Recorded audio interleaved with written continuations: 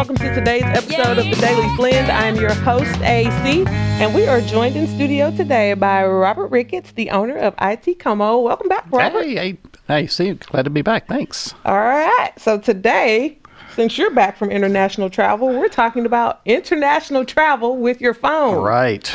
Because I don't want to come back to a $1 zillion phone bill. No, and that's easy to do if you don't plan ahead. I've had it happen to me before. Ew. Yeah, it's terrible. Mm-hmm. So what should I do? There are things I should probably do before I even leave, right? Yeah, of course. So first of all, you want to be in airplane mode. I mean, first of all, you're on an airplane. But when the phone is in airplane mode, it turns off the ability for the phone to generate billing. So if you land in Italy or France or wherever you're going, and you're not going to be connecting to their network and start racking up a lot of fees. But then how do you actually use your phone over there?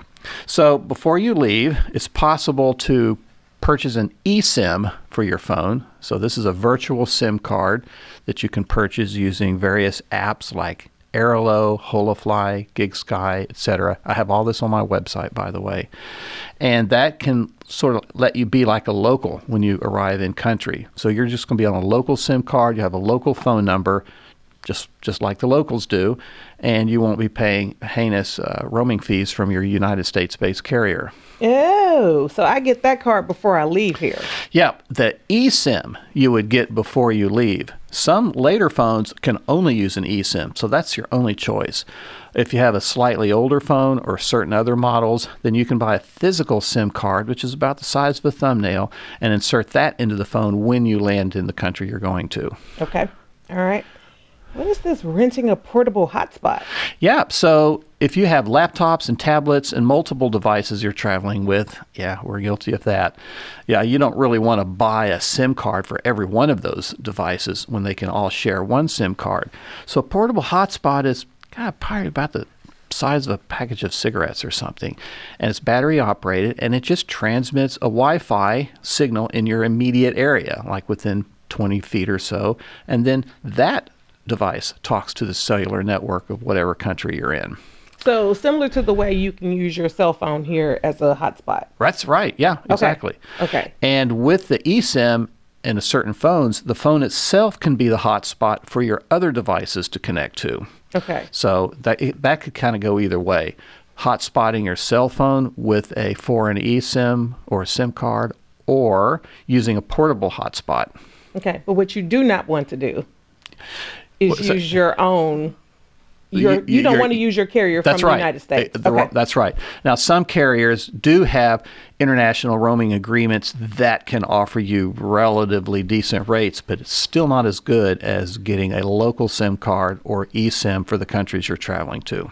Okay, that's a really great point. Mm-hmm. And you're going to avoid a potentially huge phone bill. Oh, that's right. I mean, I've had some of my clients, especially first-time travelers to Europe, come back and find deep into 5 or 3 figures and maybe even the low 4 figures. Yeah, no. Very expensive. We don't want that. Mm-hmm. We don't want that. Okay, so when you're abroad, you want to buy your SIM card upon arrival. Right. Right. Mm-hmm. Okay. Use Wi-Fi when available. Right. So like you want to get on there. Okay. Yeah. You want to get on the hotel's Wi-Fi. Right. Absolutely. All right. And it is secure, so no worries there. Okay. And you said enable Wi-Fi calling. Right. So Wi-Fi calling is where you can use the built-in phone dialer, but rather than it transmit over the cellular radio in the phone, which can generate billing, it goes through the Wi-Fi radio instead. And there's no billing for that, even on a USA-based phone number, as long as you're calling to the U.S. to a U.S. phone number. I never know what that is when I see it. It's a mess, and I describe how all of this works on my website. Okay. Right.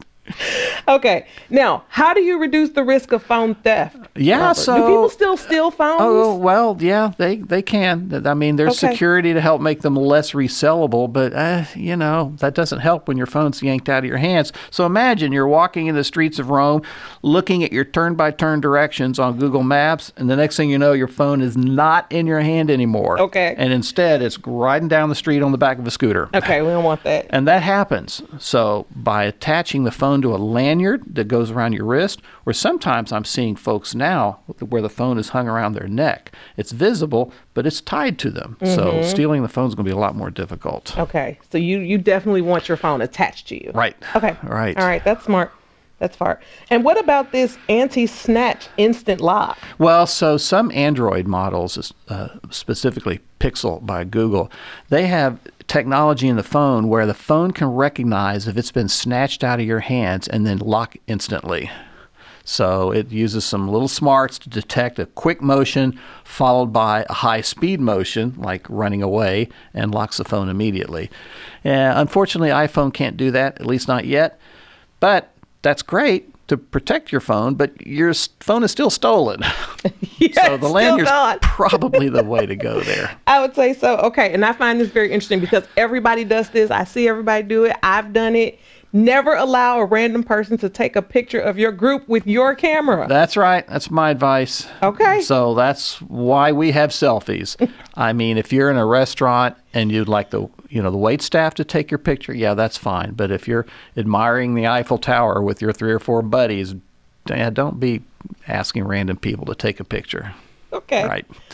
All right. And then how about at border crossings? Well, we basically have no rights at the border. Okay. So, if border control, and that's not just the U.S., it is most all countries. So when you cross a border, your chances of being tagged for additional scrutiny are pretty small. But if it happens, I mean, you really don't have much choice. I mean, you can let them seize your phone, which will ruin your whole trip, or just go ahead and let them see what they want. For folks that take their security extra seriously, travel with a burner phone, a phone that's just for travel, that only has your travel apps on it, and less to worry about there, I suppose. Okay. All right. And tell me again where people could, because I know you have a real website with a lot of information on it. ITCOMO.com. Just look up at the top and you'll see a link called Articles, and there they all are. Okay. And seriously, guys, if you go to ITCOMO and you look at his articles, Robert goes into deep detail about all these things, and you learn an awful lot from him about all these things that you're doing wrong that you need to correct. That's right. Thank you, Robert, Thank for being you, here. AC. Certainly. Thank you.